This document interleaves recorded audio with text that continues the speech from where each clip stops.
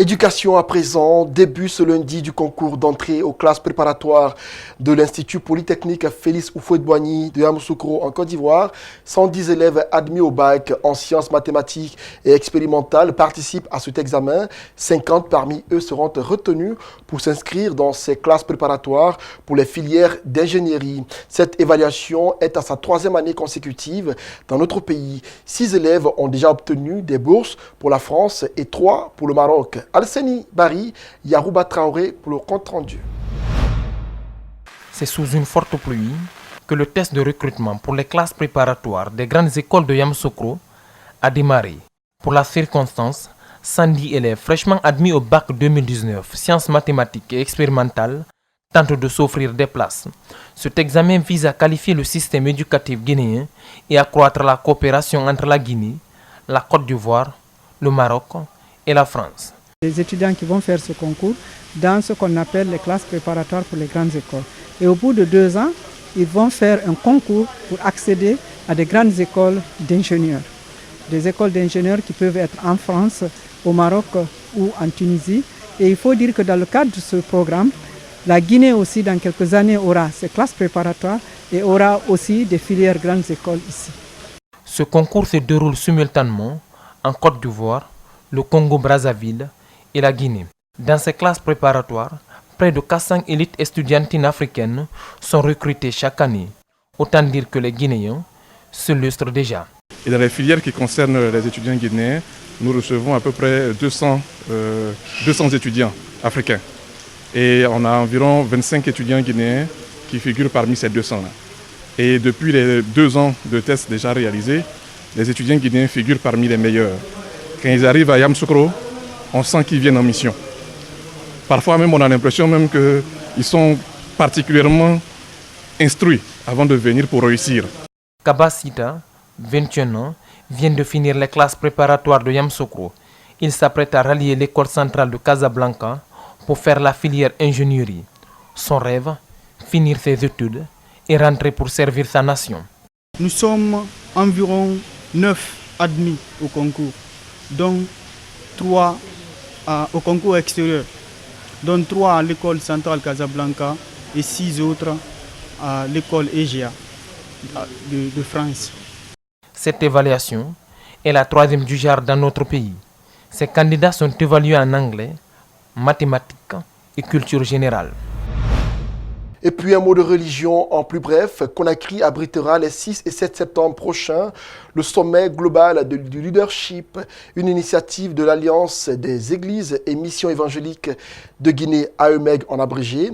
Elle vise à renforcer les compétences professionnelles des participants. Ce ministère interconfessionnel va regrouper durant 2 jours toutes les couches socio-professionnelles pour une formation assurée par vidéoconférence par des experts étrangers.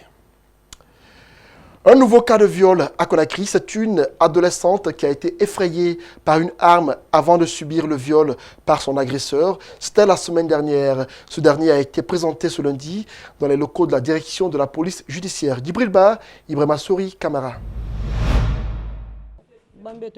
Une jeune fille tombe sur son présumé bourreau alors qu'elle cherchait à quelques encablures de son domicile de quoi manger tard la nuit.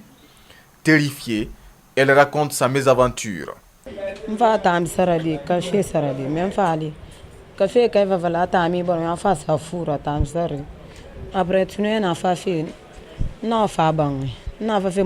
J'étais venue acheter du pain, mais je n'ai pas pu en avoir. Cependant, il pleuvait quand je l'ai croisé et m'a braqué l'arme. Puis, il m'a menacé en me disant « Déshabille-toi ou je te tue ». Il a pris tous mes objets et m'a obligé à me courber, sans quoi il me gifle.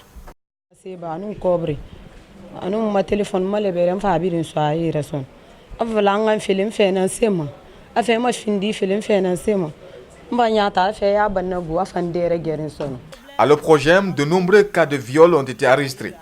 Pour réduire l'ampleur du phénomène, les agents n'hésitent pas à solliciter l'implication de toutes les couches sociales. On ne doit pas se décourager. Les enfants là nous appartiennent. On doit les aider. Le gouvernement a créé des structures au niveau de la sécurité pour gérer Mais la police doit gérer les enfants avec leurs parents.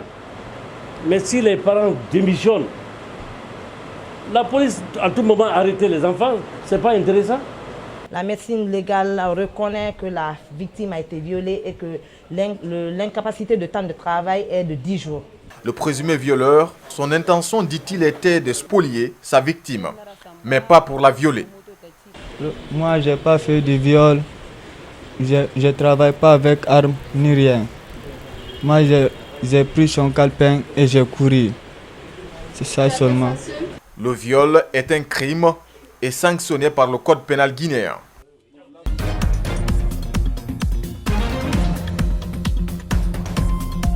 Le focus à présent pour clore ce journal, il est aujourd'hui consacré à la musique à nouveau et nous nous intéressons au fils d'une icône de la musique qui nous a quittés récemment, Kémo Kanté, fils de Kerfala Kanté, l'oiseau du Sankara, a tout pris chez son père.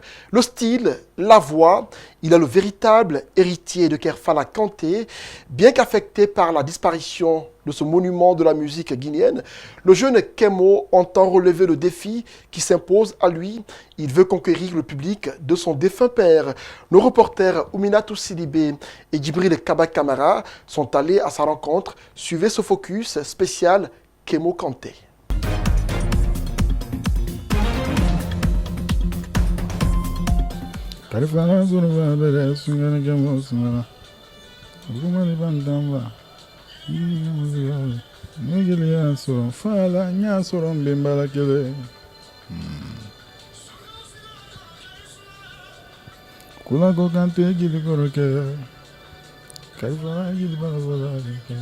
Kémo Kanté est le fils aîné de Kerfala Kanté.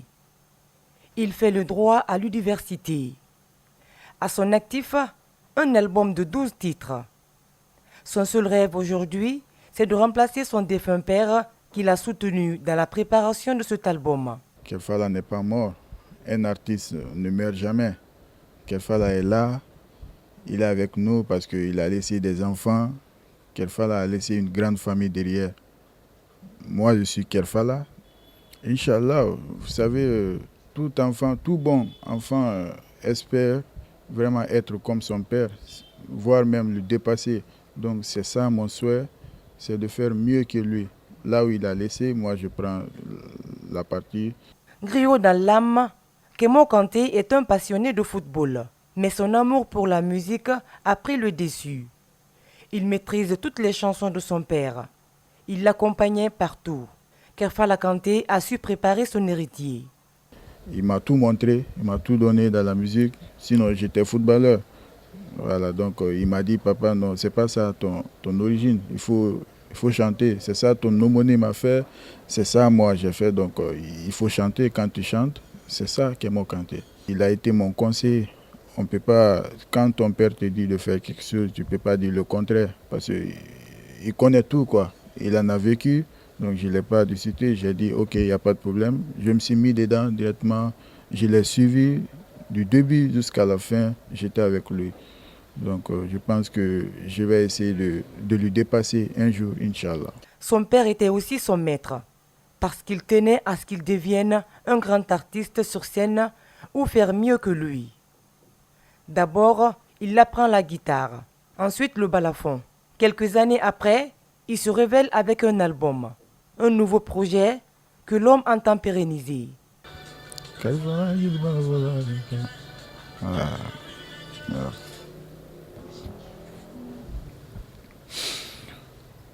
J'ai commencé par le balafon. Après, je suis revenu à la guitare. Après la musique, j'ai appris à chanter à travers lui. C'est à cause de lui que j'ai fait tout ça. C'est ma vie, la musique, c'est tout pour moi. C'est lui qui m'a donné ce que je fais. C'est lui qui m'a appris. C'est mon maître. Donc, je ne peux que prier pour lui. Kémo Kanté n'a plus son père à ses côtés, mais il est devenu celui que Kerfala Kanté attendait de lui. Avec tous les instruments dont il est devenu maître, selon lui, c'est une nouvelle vie qui commence pour lui. celui de réaliser le rêve de son père. Toutes ces œuvres sont avec moi. Ces chansons, je les maîtrise, je les ai maîtrisées depuis le début. Depuis que j'étais tout petit, je ne faisais qu'écouter les sons. Partout je partais, je jouais sa musique. Donc Kerfala ne va jamais disparaître, il va rester. Il y a un autre Kerfala qui va revenir, qui s'appelle Kemo Kanté. Kerfala Kanté a laissé 2 enfants après sa mort. Kemo Kanté, l'aîné, âgé de 22 ans, et sa sœur cadette, qui a appris aussi à chanter grâce à son père. Toute la Guinée a désormais les yeux rivés sur ce jeune talent, successeur évident de l'oiseau de Sankara.